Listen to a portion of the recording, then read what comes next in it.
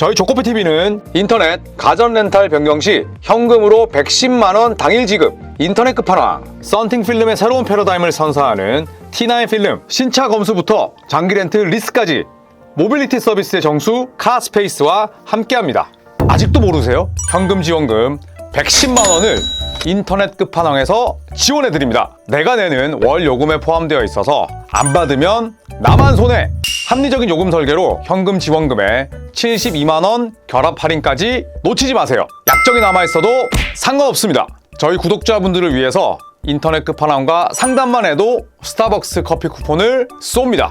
혹시나 현금 사은품을 더 주는 곳이 있다면 차액 150%까지 보상한다고 하니까 이 좋은 기회를 놓치지 마십시오. 다른 곳 알아볼 필요가 전혀 없습니다. 1555-3312 365일 상시 상담 가능하니 빨리 전화하세요. 1555-3312 더보기 고정 댓글 링크도 꼭 확인 부탁드리겠습니다. 네, 반갑습니다 여러분. 조코피TV의 조현일입니다. 자, 어제 새벽에 니코 해리슨 댈러스 전 단장의 경질 소식이 들려왔습니다. 저도 오늘 중계 때문에 골든스테이트 OKC의 중계 때문에 일찍 잠자리에 들려고 했습니다만 인스타를 보던 와중에 속보가 떠서 정말 깜짝 놀랐습니다. 니코 해리슨 단장이 전격 경질됐습니다. 니코 해리슨 하면 30개 팀 구단 수뇌부, 구단주, 또 구단 사장, 그 다음에 단장, 부단장 가운데 가장 자주 이름이 오르내린 인물이 아닐까 싶습니다. 바로 루카 돈치치 트레이드를 주도했던 인물이기 때문인데요. 한국 날짜로 11월 12일 댈러스 매버릭스로부터 해고 통보를 받게 됐습니다. 구단의 해고 통보 이유는 간단합니다. 첫 번째, 돈치치 트레이드가 실패로 돌아갔습니다. 네, 이거를 성공적이라고 잠깐이라도 생각했다면 이거는 패트릭 두명 구단주도 사실 바보 등신이고요. 두 번째는 돈치치를 트레이드 했는데 그 곧바로 맞이한 다음 시즌 현재 성적이 너무너무 좋지 못합니다. 서부 컨퍼런스 꼴찌예요. 세 번째, 꼴찌를 하더라도 어느 정도 민심이 괜찮고 미래를 볼 수 있다면 좋겠지만 그렇지도 않았습니다. 팬들의 지속적인 반발이 있었죠. 댈러스의 경기 내용이 어떻든 간에 팀이 이기든 지든 계속해서 니코 해리슨을 해고하라. 파이어 니코가 아메리칸 에어라인스 센터에 계속 울려 퍼졌습니다.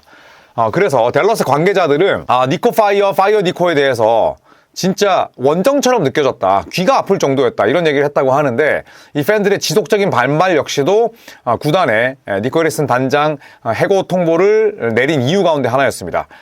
그리고 구단의 입장은 이렇습니다. 챔피언십을 노리는 조직으로 나아가기 위한 중대한 조치였다. 팬, 선수, 구단의 파트너들을 고려한 선택이었다라고 이야기를 했습니다. 구단 입장에서는 사실 꼬리 자르기가 필요하고 그러기 위해서는 단장을 자르는 게 가장 정배당이죠. 자, 돈치치를 트레이드한 직후에 니코 해리슨이 한마디를 했었죠. 뭐라고 했냐면 누가 옳았는지는 시간이 말해줄 것이다. 그 시간이 근데 너무 빠른 시기에 다가왔습니다. 결국에는 니코 해리슨이 틀렸고 댈러스 구단의 선택도 틀렸음을 결국 입증하고 말았습니다. 자, 댈러스는 마이클 피니, 맷 리카르디를 임시 단장으로 임명했고요. 이 마이클 피니 같은 경우에는 1995년부터 2010년까지 약 15년 동안 NBA 선수 생활을 했고 댈러스에도 몸담았었죠. 피닉스 선즈에서 뛰다가 댈러스에서 그 당시 스티브 내시, 덕 노비츠키, 마이클 피니가 빅3였습니다. 자, 선수 은퇴 후에는 2017년 댈러스 프런트에 합류를 해서 지금 한 8년 정도 댈러스의 구단 수뇌부로 활동을 하고 있고요. 부단장 및 선수 인사 부사장을 역임하고 있는데 돈치치 트레이드에 마이클 피니의 입김이 크진 않았겠지만 그래도 어느 정도의 좀 지분은 있을 텐데 우선은 피니를 임시 단장으로 임명을 했습니다. 자, 맷 리카르디는 브루클린 네츠에서 12년 동안 근무했고요.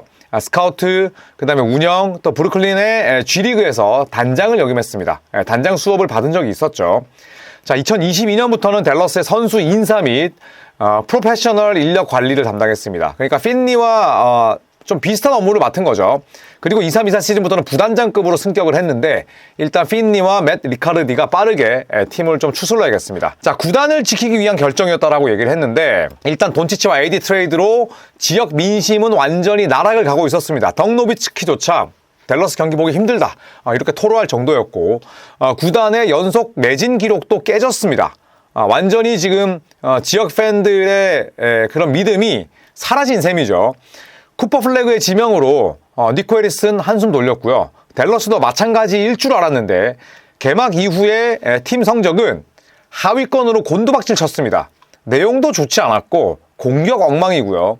공격이라도 잘하면 재미라도 있을 텐데 이도저도 아니죠. 자, 그리고 홈구장 분위기는 물론 라커룸에 부정적인 영향을 미치자 바로 해고를 결정했습니다. 아까도 말씀드렸듯이 계속해서 경기장은 파이어 니코밖에 들리지 않았어요. 자, 댈러스의 현재 성적은 3승 8패, 서부 컨퍼런스 14위입니다. 거의 꼴찌에 그쳐 있고요.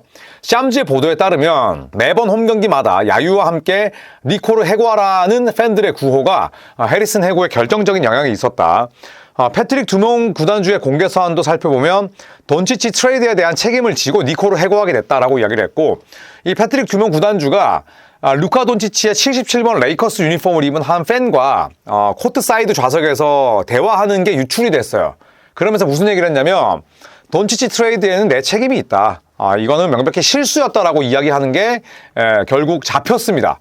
듀몽 구단주도 무조건 꼬리 자르기는 했지만 내 책임 없는데 니코 해리슨의 독단적인 결정인데라고 말할 수는 없죠. 그래서 결국에는 농구를 모르는 돈만 많은 구단주와 아집에 사로잡혀 있는 단장이 만들어낸 촌극이었고 희대의 등신 같은 트레이드였다라는 걸 본인들이 지금 인정하는 꼴이 됐습니다. 자, 니코 해리슨과는 굿바이는 하지 못했고요. 결국 서로 갈라서게 됐습니다.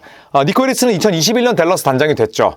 그리고 구단 운영 경험이 없었던 초짜 수뇌부였는데 나이키에서 일을 하기도 했었고요. 나이키에서도 굉장히 선수들과 좋은 관계를 맺긴 했습니다. 물론 스테픈 커리 이 프레젠테이션 때 케빈 듀란트 거를 그대로 쓰다가 또 걸리고 스테판 커리의 이름 철자를 잘못 써서 결국에는 커리가 언더아머로 옮기긴 했습니다만 전체적으로 놓고 봤을 때 니코 해리슨의 능력이나 역량은 나쁘지 않았습니다. 자, 하지만 경험이 없었다 보니까 임명 당시부터 이 인사는 좀 우려스럽다라는 평가를 받았었습니다. 자, 하지만 해리슨 단장이 댈러스의 GM으로 부임하고 나서 댈러스는 승승장구했어요. 2021-22 시즌을 살펴보면 2020-21 시즌 댈러스는 플레이오프 1라운드 진출에 그쳤습니다. 자, 하지만 니코 부임과 함께 서부 컨퍼런스 결승까지 진출을 했고요. 워리어스의 1대4로 패하긴 했습니다만 가능성을 보여준 시즌이었습니다. 그리고 이 시즌에 본인들을 꺾고 올라간 워리어스는 우승을 했고요. 그리고 23-24 시즌 파이널 진출을 통해서 장밋빛 미래를 예고합니다. 루카 돈치치, 카이리 어빙이라는 확고한 원투펀치를 구축했죠. 하지만 2025년 2월에 사달이 납니다. 구단의 미래이자 상징이자 현재인 돈치치를 전격 트레이드한 거죠. 체중 관리, 부상 관리 등을 이슈로 앤서니 데이비스와 빅딜을 단행했는데 드래프트 픽은 딱 한 장 받아왔고요. 그리고 체중 관리와 부상 이슈가 문제였는데 앤서니 데이비스의 부상 이슈는 돈치치보다 훨씬 더 심했고요. 또 정말 거짓말처럼 AD는 댈러스로 오자마자 돈치치만큼 살이 쪘습니다. 이 얼마나 어이없는 상황입니까? 자, 어쨌든 이후에 댈러스는 구단 조직도, 코칭 스태프, 선수 지원 시스템을 비롯해서 다각적인 개편을 시도합니다. 이 과정에서 또 션 스윈이라는 굉장히 훌륭한 어시스턴트 코치를 놓치기도 했었고요. 돈치치 트레이드를 했는데 결국 이게 여론이 좋지 않다 보니까 계속 주변 것들을 바꿔갔던 거죠. 점점 성형 괴물이 됐던 겁니다.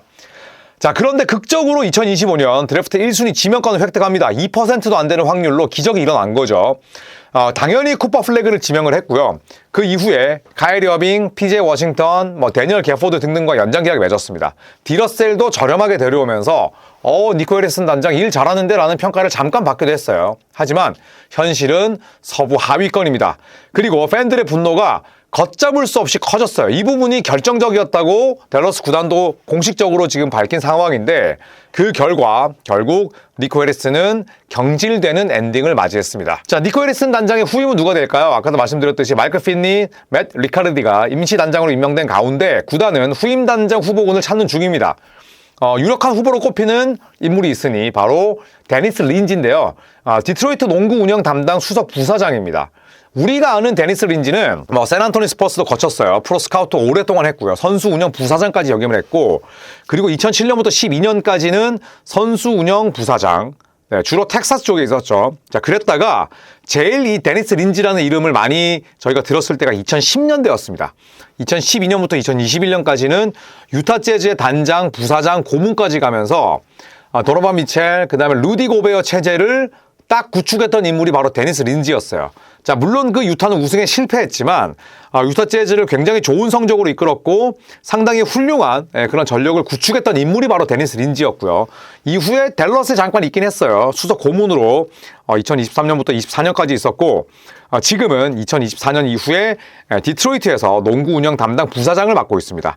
텍사스에 있는 세 팀을 다 맡아봤습니다만 댈러스와 함께했던 시기는 아주 짧았어요. 자, 그래서인지 댈러스가 데니스 린지를 상당히 눈독 들이고 있는 상황이라고 합니다. NBA 프런트에서 오래 몸담았던 인물이고요.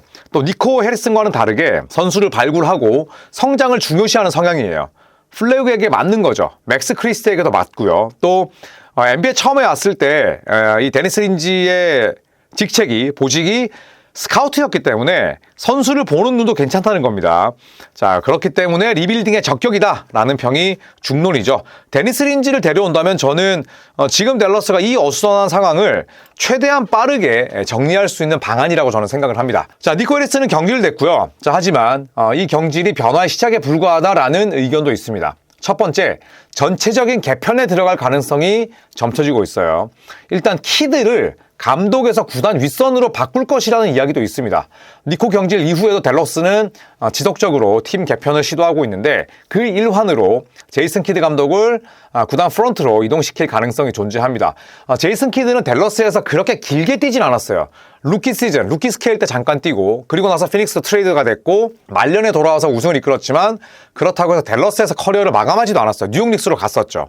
댈러스 지금 친정을 와서 감독을 맡고 있는데 마치 브래드 스티븐스 현 보스턴 단장처럼 내가 감독 생활을 하다가 프런트 오피스로 가서 또 다른 또 능력을 발휘할 가능성도 있다는 거죠. 자, 두 번째는 주요 선수 트레이드입니다. 자, 2월 트레이드 마감일 전에 앤서니 데이비스와 카이리 어빙을 트레이드 협상에 활용할지 다른 쪽에서 외부에서 주목하고 있다는 소식이에요. 당연히 댈러스 쪽에서 자, 이왕 이렇게 된 거 저희 AD랑 어빙 팔 테니까 소스 좀 뿌려주세요. 언론 플레이 좀 합시다 라고 이야기한 건 아니에요. 하지만 지금 이 상황이 이미 최하위권으로 떨어졌고 어빙 돌아오려면 시간 걸리고 AD 이미 돼지됐고 이럴 거면 차라리 리빌딩 하자. 차라리 짧게 팀을 갈아엎자. 지금 이런 생각을 할 수도 있다는 겁니다. 자, 그렇기 때문에 여러 라이벌 팀들이 이 둘 판매 여부를 주시하고 있다고 해요. 리빌딩 팀은 어빙과 AD가 필요 없죠. 하지만 컨텐더들은 필요합니다. 그래서 라이벌 팀이라는 그 단어를 붙였고요. 이 앤서니 데이비스는 트레이드 이후에 단 14경기 출전했습니다. 출석률 30%. 그러니까 댈러스가 얼마나 진짜 바보 같은 트레이드를 했냐면 돈치치가 맥주 마시고 체중 관리 안 되고 그런 부분 때문에 이런 선수에게 맥스를 줄 수는 없어서 결국 트레이드를 했는데 데려온 선수가 돈치치만큼이나 쪄버리고 그런데 돈치치보다 농구를 못해. 그리고 돈치치만큼의 출석률도 안 돼.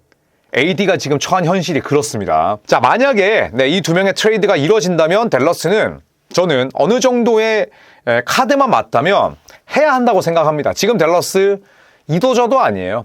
PJ 워싱턴, 데니얼 게포드, 데릭 라이블리 2세, 앤서니 데이비스, 쿠퍼 플래그 지금은 그 어느 하나 제대로 된 포지션 정립이 없습니다. 플래그 빼고는 맥스 크리스티 정도 제외하고는 완전히 갈아엎어야 된다고 생각을 하는데 일단 드래프트 픽 상황은 2026년 1라운드 픽 자체 보유고요. 27년 1라운드 픽은 탑2 보호입니다. 이건 샬럿이 거의 가져간다고 봐야죠. 그냥 샬럿 픽이라고 생각을 해야 되고요. 2028년 1라운드 픽은 오클라호마 시티 스왑이에요. 바꿀 수 있다는 겁니다. 그렇기 때문에 또 생각을 해보면 긴 호흡의 탱킹은 쉽지 않다는 거죠. 왜냐하면 남 좋은 일 시킬 수 있으니까. 그래서 짧고 굵게 리빌딩을 해야 되는데 그게 쉽지 않다는 겁니다. 과연 댈러스가 그 시간들을 기다려줄 수 있을지. 또 플래그는 이렇게 되면 잡초가 무성한 그런 황무지로 내던져지는 골인데 과연 댈러스가 그걸 용인할지 이런 부분들이 걱정거리이기도 합니다. 자, 결국에는 루카 돈치치 트레이드가 지금 모든 댈러스의 상황을 꼬아놨어요. 플래그를 데려온 거, 플래그를 뽑은 것 천운이죠. 하지만 댈러스는 10년 동안 팀을 좋은 성적으로 이끌 슈퍼스타를 내보낸 그 대가를 혹독하게 치르고 있습니다. 그리고 그 트레이드를 주도했던 인물이 채 10개월도 안 돼서 잘렸다. 네, 이게 지금 댈러스의 현실을 아주 비참하고 참혹한 현실을 보여주는 그런 상황이 아닐까 생각을 합니다. 자, 이제 해리스는 잘렸고 이게 변화의 시작이다라는 평가도 있는데 과연 댈러스가 어떤 방식으로 또 변화할지 함께 지켜보시죠. 자, 이상 댈러스 관한 소식은 여기서 마무리하겠습니다. 고맙습니다.